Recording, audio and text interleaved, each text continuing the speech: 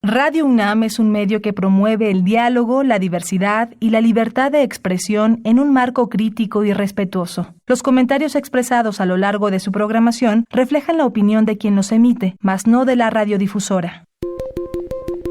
Hipócrates 2.0. Nutrición. Bioética. Estrés. Vacunación. Salud. El Programa Universitario de Investigación en Salud y Radio UNAM presentan Hipócrates 2.0. Investigación y vanguardia en salud.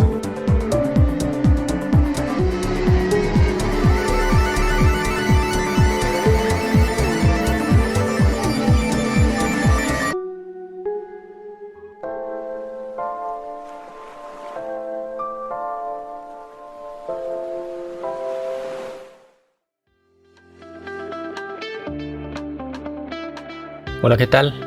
Bienvenidos a Hipócrates 2.0. Yo soy Mauricio Rodríguez. Como cada semana les doy la más cordial bienvenida. Qué bueno que nos están escuchando y acompañando aquí en Radio UNAM. Para el programa de hoy preparamos una selección de preguntas y respuestas que hemos estado recibiendo a propósito del semáforo verde en la Ciudad de México, de la vacunación contra COVID-19 y de la temporada de influenza. Y decidimos dedicar los siguientes minutos a responder esas preguntas que nos han enviado, que nos han hecho llegar a través de Twitter, a través de correo electrónico. Y es importante que vayamos pues haciendo estos compendios de preguntas y respuestas para que pues tratemos de ayudar entre todos y sigamos haciendo que la epidemia esté en un momento relativamente favorable varias semanas. De tal manera que desde febrero del año pasado yo soy vocero de la Comisión de la UNAM para COVID-19 y he estado atendiendo diversos medios, muchas entrevistas, muchas participaciones con comunidades laborales, académicas. Me atrevo a decir que en mi calidad de vocero de la Comisión de la UNAM para COVID-19 vamos a dar lectura, vamos a responder estas preguntas para que pues tengamos cada vez más información y sigamos adelante. Comenzamos. ¿Cuánto debe durar el semáforo verde para que la pandemia disminuya o termine? Pues lo ideal es mantener los semáforos verdes lo más que se pueda. Cuando el semáforo se mantenga varias semanas, incluso meses en verde, podríamos decir que la enfermedad ya está entrando en una etapa, pues técnicamente le podríamos llamar endémica. Eso quiere decir que comenzará a tener su patrón de circulación regular. El COVID es una enfermedad que se va a quedar con nosotros por el resto de sus días y de los nuestros, y entonces conforme va avanzando la pandemia entraremos en una etapa de transición, después en una etapa de pospandemia y luego ya será una enfermedad que se considere parte de lo normal. Entonces lo que podríamos esperar ahorita es que durante el mes de noviembre completo y durante el mes de diciembre la actividad de la epidemia sea baja, quizá vaya aumentando hacia finales del año y que tengamos una cuarta ola hacia finales de diciembre, durante el mes de enero y parte de febrero, como es habitual para las infecciones respiratorias del tipo de la influenza, del virus incisional respiratorio, y esperemos que el COVID-19 se quede ahí en ese ciclo y lo tengamos pues siempre de manera más o menos controlada en la temporada. Entonces esperemos cuando menos ahora sí que ir viendo cada 2 semanas los semáforos y hacer todo lo posible desde lo individual para conservar el color verde. ¿Cómo se pueden provocar más contagios y cómo prevenirlos?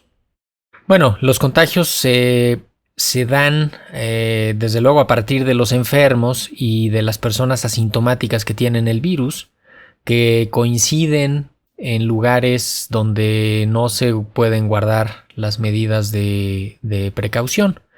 Básicamente cuando no se usa el cubrebocas, cuando no se puede controlar el aforo, cuando es un lugar muy lleno de personas, cuando se pierde la sana distancia, cuando no hay ventilación, todo eso favorece la aparición de contagios, se provocan ahí los contagios y esto nos va dando pues de poco a poco se van haciendo más contagios y más contagios y más contagios, ¿no? Si el virus llega a una persona vacunada, quizás se va a contagiar menos, y si el virus llega a una persona con cubrebocas, se va a contagiar menos, y si una persona con cubrebocas se queda en su casa en aislamiento, una persona con el virus se queda con cubrebocas y en su casa en aislamiento también se va a contagiar menos. Entonces, así es como vamos a combatirlo, y desde luego pues evitando los riesgos de las situaciones donde no se puede usar el cubrebocas, donde no se puede guardar la sana distancia,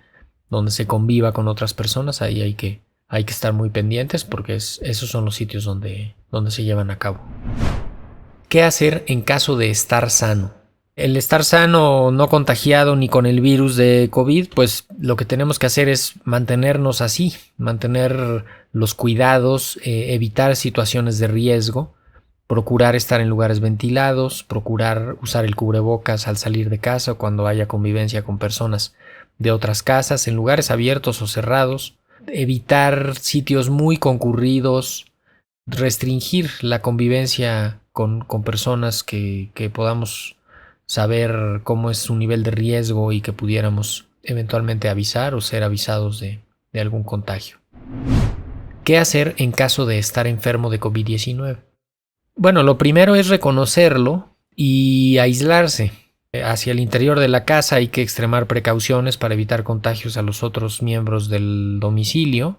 Hay que establecer contacto con los servicios de salud, hay que idealmente confirmar el diagnóstico, ya sea por clínica o por epidemiología o por laboratorio, no automedicarse, no usar antibióticos. Hay que estar vigilando la temperatura, que no haya fiebre, hay que estar vigilando la oxigenación, que nunca baje de 92%, y siempre acompañados de algún tipo de servicio médico para poder identificar cualquier dato de alarma, para poder tomar en cuenta alguna situación cuando no esté evolucionando bien. ¿Cómo sé si soy contacto de un caso de COVID-19 y qué debo hacer en caso de serlo?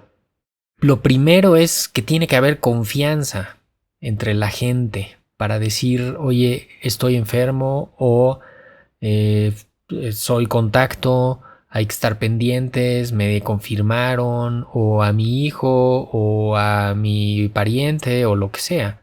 Tiene que haber confianza para poder avisar y para poder romper la cadena de transmisión. Lo primero es cuando alguien no avisa, pues los otros no saben, y en caso de que se hayan contagiado, los otros pues estarán diseminando el virus en otros nuevos contagios, incluso de forma asintomática. Entonces, para saber si uno es contacto, lo primero pues es que se tendría que identificar el caso del que se fue contacto, y dependiendo del nivel de riesgo, del tipo de convivencia que hubo con esa persona y el tiempo que ha pasado, podemos ahí ir determinando si el riesgo fue alto, que es cuando hay una convivencia a menos de 1,5 metros por más de 10 minutos, sin protección, sin cubrebocas.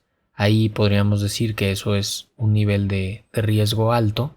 O estuvieron en el mismo lugar pero todos con cubrebocas, el riesgo es muy bajo. O compartieron el auto sin cubrebocas o con cubrebocas, ¿no? Ahí se identifica el nivel de riesgo. Y en todo caso, si se sospecha, si se tiene una alta sospecha de que la persona de que pudiera estar contagiado, podrías hacerte pruebas de una prueba de PCR después de 4 días de la fecha del contacto, o en caso de tener síntomas te puedes hacer una prueba rápida para descartar que sea COVID-19 lo que tienes en ese momento. Las pruebas rápidas no se recomiendan en las personas sin síntomas. Si la prueba rápida sale negativa, hay que mantener los cuidados los siguientes días. Si la prueba rápida sale positiva, pues definitivamente se considera ya como positivo. Se tiene que empezar a contar 10 días a partir del día que se hizo la prueba para guardar aislamiento voluntario y evitar otros contagios, y desde luego avisar a las personas que han sido contactos de los últimos 3 días, decirles que se está en esa situación y que extremen sus precauciones, cuando menos que estén vigilando a ver si alguien comenzara con signos y síntomas. ¿Qué pasará con las variantes del virus SARS-CoV-2 en esta etapa de la pandemia? Las variantes se van a seguir generando mientras siga habiendo casos del COVID, pues ahí habrá muchos virus y cada que se hacen más virus existe el riesgo de que se produzcan las variantes. Las variantes son parte del ciclo de la biología del virus, entonces pues lo que podemos hacer nosotros es disminuir el número de casos para bajar el riesgo de que se generen variantes.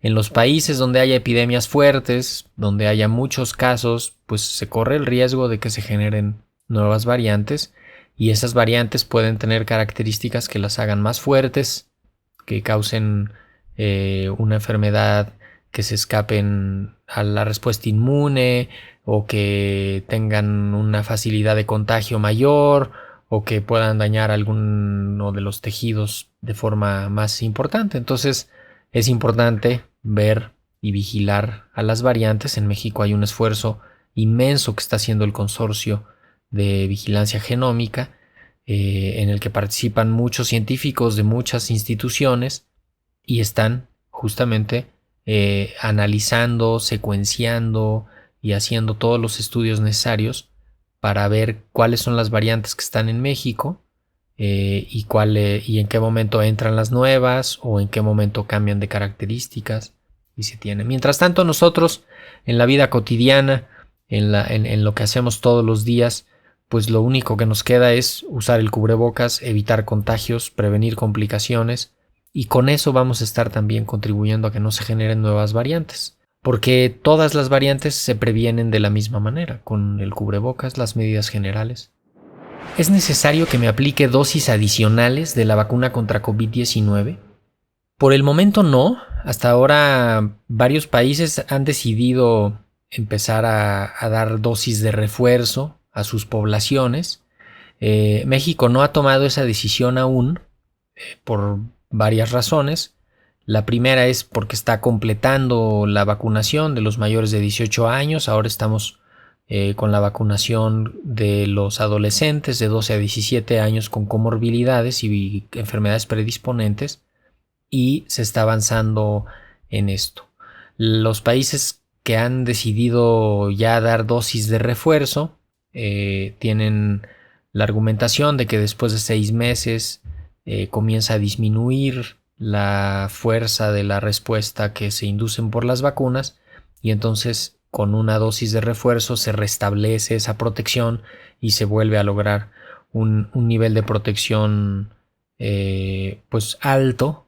No voy a decir que si es aceptable o no aceptable, porque también se ha demostrado que después de 6 meses la protección con las vacunas sigue siendo buena y si estamos en una situación epidémica con actividad del virus baja, pues entonces con la protección que tenemos de las vacunas pudiera ser que con eso y el cubrebocas y las medidas generales sea suficiente. Las vacunas cuyo esquema es de 2 dosis, hay que tenerlo completo, hay que utilizar las 2 dosis como debe de ser. Los esquemas de vacunación de una sola dosis, como el de la vacuna Johnson & Johnson y el de la vacuna CanSino, se considera un nivel de protección óptimo 2 semanas después de recibir la dosis de la vacuna y es también importante que estemos con las medidas de cuidado para que no nos vayamos a contagiar y que en caso de contagiarnos pues también busquemos atención pronto y nos cuidemos y evitemos que la enfermedad avance. Esto con la vacunación ayuda muchísimo a que la enfermedad no avance y no se complique y ese es parte del mecanismo de acción de las vacunas. ¿Cuánto tiempo estaré protegido contra COVID-19 con la aplicación de 2 dosis de vacuna? Los estudios que han dado seguimiento a las personas vacunadas por 7 o 8 meses han visto que la protección ahí sigue, que la protección es buena. Seguramente iremos viendo más información conforme avance el tiempo. Recuerden que ahorita hay muchas cosas que todavía no sabemos del COVID porque depende del tiempo, depende que pase el tiempo. Cuando nos preguntan, oye, ¿cuáles son las secuelas de por vida en el COVID? Pues no sabemos, porque las secuelas que hemos seguido ahorita son a lo mucho pues 1 año y medio, 18, 19 meses de los primeros pacientes que estuvieron en China con la enfermedad. Y más allá no se sabe, no sabemos cuánto va a durar la inmunidad, la respuesta que hizo el cuerpo a la infección o a la vacuna, las secuelas, cuándo se van a quitar. Eso hay que irlo siguiendo. Por lo pronto sabemos que las vacunas entre 7 y 8 meses siguen teniendo niveles de protección buenos, y si además de eso la epidemia baja en la comunidad, entonces podemos decir que tenemos una situación relativamente favorable y hay que aprovechar todo para mantenerla así. En los infantes hay menos información. Cuando digo infantes me refiero a menores de 12 años, pero hay información relativamente limitada de la respuesta inmune generada por las vacunas. Y ahí podríamos estar pendientes de lo que se va a ir publicando. Ya ahorita sabemos, por lo que ha enseñado el laboratorio Pfizer a propósito de la solicitud que hizo a la autoridad regulatoria en los Estados Unidos para que le den la autorización para uso de emergencia de su vacuna contra COVID en individuos de 5 a 11 años, de 6 a 11 años.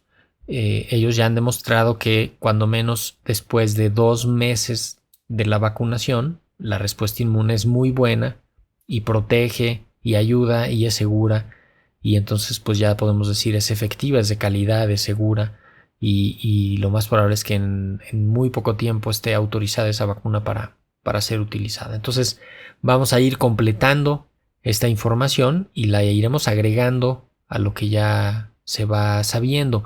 También es importante pensar en la respuesta inmune de los infantes, porque tienen hasta cierto punto una mejor capacidad de responder, sobre todo los más chicos, los menores de 6 años, tienen un sistema inmune muy bueno, por decirlo así coloquialmente.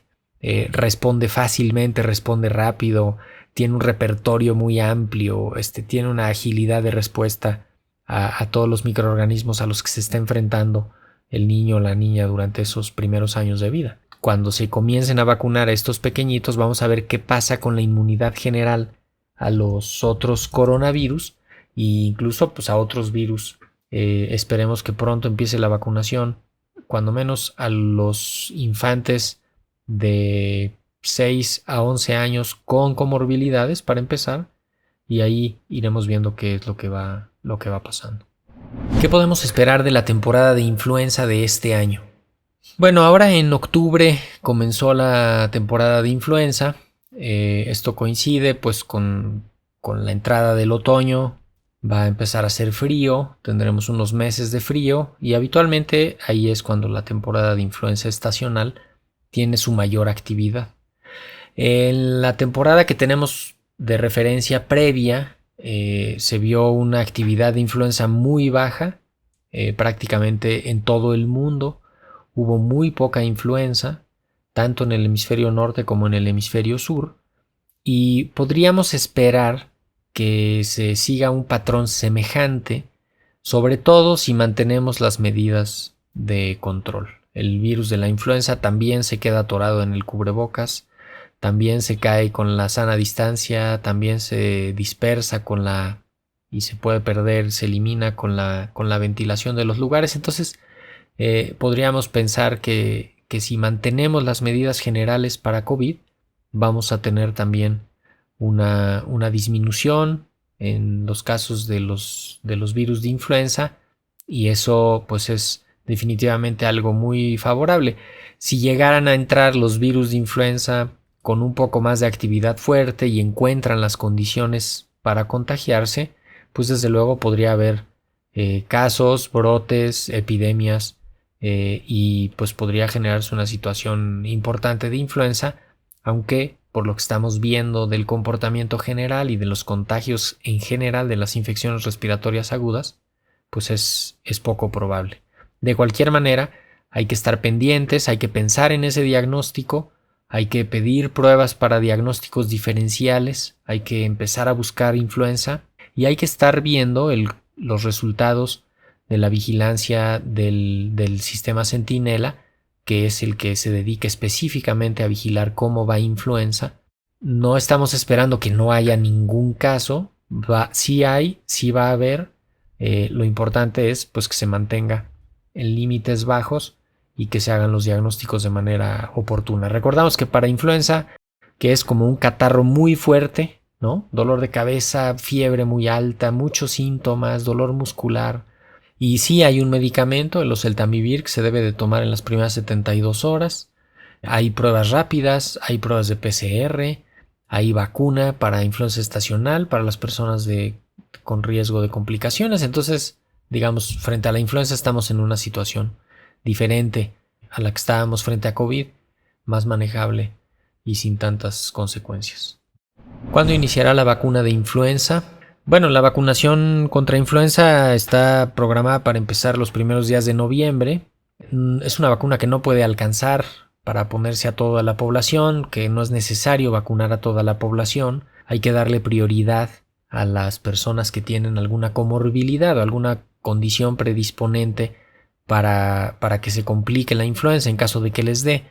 Esto es personas menores de 5 años, los infantes menores de 5 años, las embarazadas en cualquier trimestre y las personas mayores de 60 años o las personas de cualquier edad que tengan una enfermedad pulmonar importante, una enfermedad del corazón relevante, diálisis, VIH-Sida, trasplantes, inmunocompromiso, algún tipo de cáncer, algún tratamientos inmunosupresores, etcétera, ¿no? Toda esa gente debe de vacunarse de manera prioritaria contra influenza y comenzará a hacerse pronto. Esta es una campaña diferente a la de COVID porque la gente ya sabe dónde está la vacuna, dónde se pone, cuándo va, cuando son gente habitualmente que está yendo regularmente a los servicios de salud y ahí se les pone la vacunación. ¿Qué puedo hacer si tengo síntomas después de la vacuna de influenza? Bueno, podría esperarse alguna sintomatología relativamente leve, fiebre, malestar, dolor de cabeza, cansancio, dolor articular. En caso de que tengan fiebre pueden tomarse el paracetamol. Lo ideal es identificar cuál es el problema que se está teniendo y establecer contacto con algún servicio médico para que le pueda dar vigilancia y seguimiento, identificar si alguna cosa no va evolucionando bien y también en la condición epidémica en la que estamos, pues para descartar algún otro problema, ¿no? Podría pensarse que se tiene un evento adverso por la vacuna contra influenza y en realidad es COVID y se van a estar cuidando como si fuera un evento adverso, pero no van a vigilarlo como si fuera COVID. Entonces habría que establecer contacto con los servicios médicos y a partir de ahí hacer el diagnóstico adecuado y el manejo que se tenga que dar. Si me vacuné contra COVID-19, ¿puedo aplicarme la vacuna contra influenza? La vacunación contra COVID no es contraindicación de la vacunación de influenza y tampoco al revés. O sea, si te vacunaste contra influenza, te puedes vacunar contra COVID. Incluso en algunos estudios ya las han puesto las dos al mismo tiempo, una en un brazo, la otra en el otro, y funcionan bien, no pasa nada. Y pudiera ser una gran oportunidad para estar protegido contra estas dos enfermedades. Así que sí te puedes vacunar. Incluso si ya te dio COVID, puedes vacunarte contra la influenza. ¿Me pueden aplicar la vacuna de influenza al tener síntomas de gripe? Lo mejor sería que no, que se descarte cuál es el problema que hay. Una de las principales contraindicaciones para aplicar casi cualquier vacuna es tener fiebre en ese momento o estar cursando con un cuadro infeccioso agudo de significancia clínica, ¿no? Entonces, lo mejor sería tener controlado el cuadro gripal que se tiene. Habría que descartar que no sea COVID, habría que descartar que no sea influenza y si se pudiera dar 2 semanas para que se termine de resolver y se termine de estabilizar la situación y después ya que se reciba la vacuna que se estaba pensando. ¿Qué otras vacunas hay que ponerse en esta temporada? Pues la pandemia disrumpió los servicios de salud en general, los servicios de vacunación, la producción de las vacunas en todo el mundo, la distribución de las vacunas se vio muy afectada. Podríamos decir ahorita cualquier vacuna que esté haciendo falta hay que ir a buscar ponérsela. Las de los infantes, las de las embarazadas, las de los adultos mayores, cualquiera de las vacunas hay que ponérsela. Particularmente por la temporada, pues hay que estar seguros de que las embarazadas estén vacunadas con la vacuna de influenza, con la vacuna TDPA, que es para la tosferina, para la pertusis, que los pequeñitos tengan sus vacunas completas, su esquema de pentavalente completo, su refuerzo con DPT, su esquema de sarampión completo, las de neumococo, las 3 dosis de neumococo o 4, como haya expuesto el esquema, los adultos mayores de 60 que tengan la vacuna contra neumococo, que estén los refuerzos cada 5 años conforme está calendarizado, que los vayan recibiendo.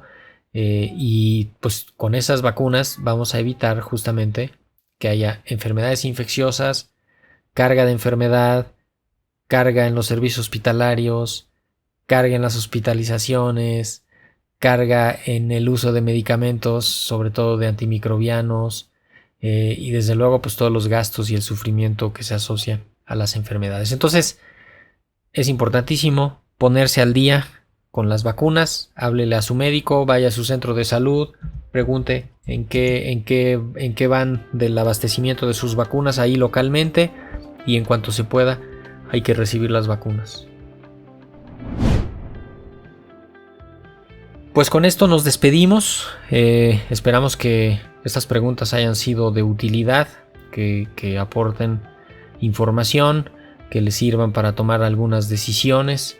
Yo soy Mauricio Rodríguez, esto fue Hipócrates 2.0. Muchísimas gracias por habernos escuchado.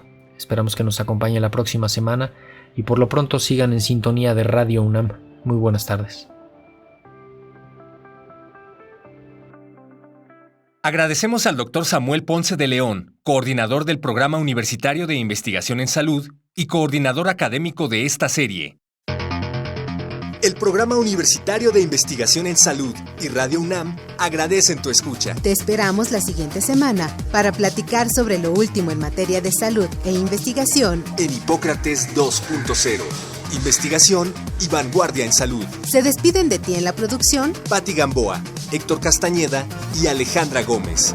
Hipócrates 2.0. Radio UNAM. Experiencia Sonora.